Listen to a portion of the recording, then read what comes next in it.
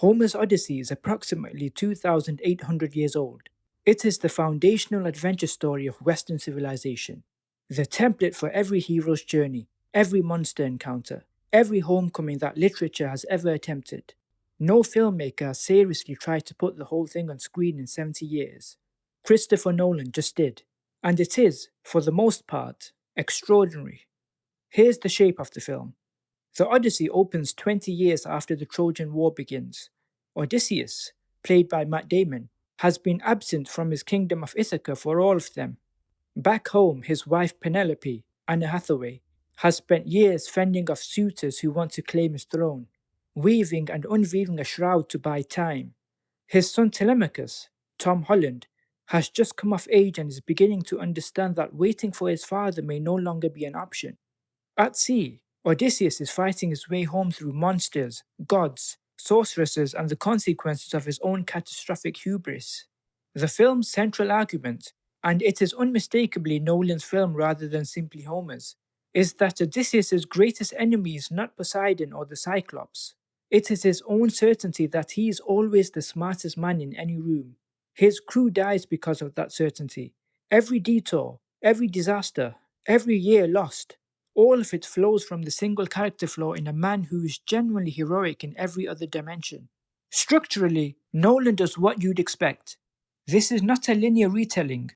The film opens with the Trojan War already won, uses Penelope's storytelling, she can't bear to hear the bard tell the tale again, to withhold and then release the sequence of events, layering timelines in the way he has done since Memento. It is intricate and occasionally demanding. It is also, once the structure clicks, thrillingly effective. Let me start with what this film gets right, because what it gets right is genuinely staggering. Matt Damon is extraordinary. This may be the defining performance of his career, a claim that sounds hyperbolic until you watch him carry nearly 3 hours of film entirely on his shoulders, finding the specific humanity of a man who is simultaneously the most capable person in any scene and the architect of his own tragedy. There is a moment in the second half where Odysseus, stripped of his crew and his ships and almost everything he has, sits on a rock and simply weeps, and Damon makes it feel like 20 years landing on one man at once. Lupita called it the defining performance of his already excellent career. It is. Anne Hathaway as Penelope is doing something I didn't expect. She is not playing the passive, waiting wife of most Odyssey adaptations. Her Penelope is the most politically astute character in the film, managing a palace full of hostile men with a combination of intelligence and barely suppressed fury that makes every scene she's in feel like a powder keg. There is a monologue she delivers to Telemachus. Lupita described audiences audibly gasping. That is the best individual scene in the film. Hathaway at her very best.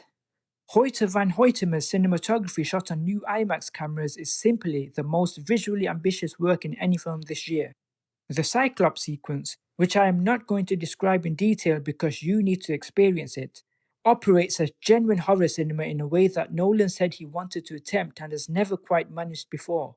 There are 2 sequences in this film that function as horror set pieces. They are the most frightening things in any mainstream blockbuster in recent memory. The scale of what Van Hoytema achieves, practical sets, practical light, new film formats in locations across the Mediterranean, is a love letter to cinema itself. Ludwig Göransson's score is an immediate Oscar contender. Building on the vocabulary he developed for Oppenheimer and Black Panther, he has found a sonic language for ancient myth that doesn't sound like any other epic score. It is enormous and strange and perfect for this material. And John Leguizamo, as a supporting character I won't name, delivers what multiple Letterboxd reviews call the performance that took them completely by surprise. Watch for him in the second half. Now here's where I have to be completely honest with you, because the problems are real even if the film is extraordinary. Tom Holland as Telemachus is the weakest element in the main cast by some distance.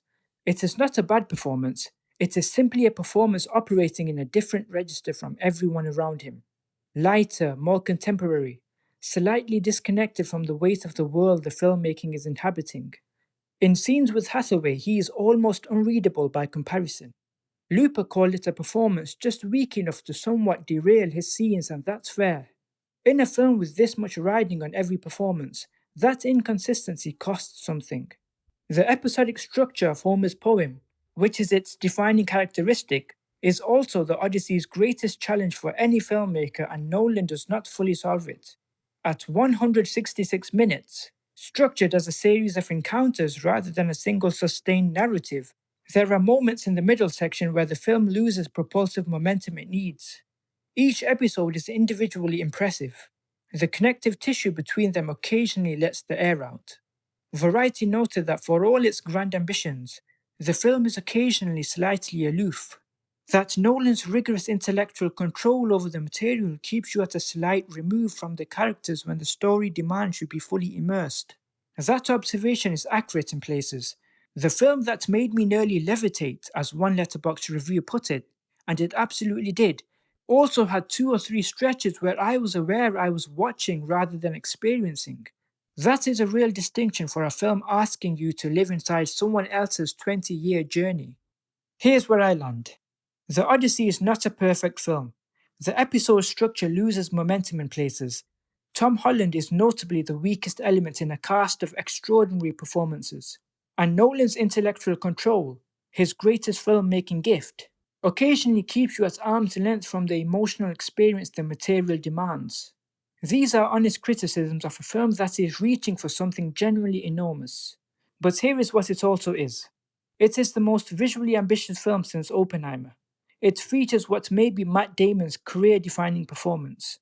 Anne Hathaway's Penelope is one of the great female performances in any epic film. The Cyclops sequence is genuine horror cinema. Göransson's score is the year's best. And in its second half, when the structure finally clicks and Nolan finds the flow state that Letterboxd reviews described as nearly making them levitate, this film does something that very few films ever do. It makes you feel the weight of time, not just narrative time, actual human time.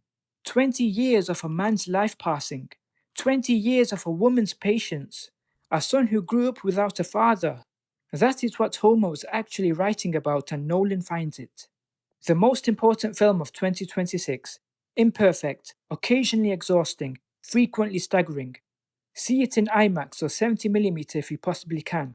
See it with the biggest sound system available, and come back to it, because like all of Nolan's best films, it rewards the second watch in ways the first can barely hint at. I'm giving The Odyssey an 8.5 out of 10. Like the video if this helped, subscribe for weekly reviews, and tell me in the comments, what is your favourite Christopher Nolan film? Because after The Odyssey, I need to reassess the entire list, and I want to know if you do too. See you next time.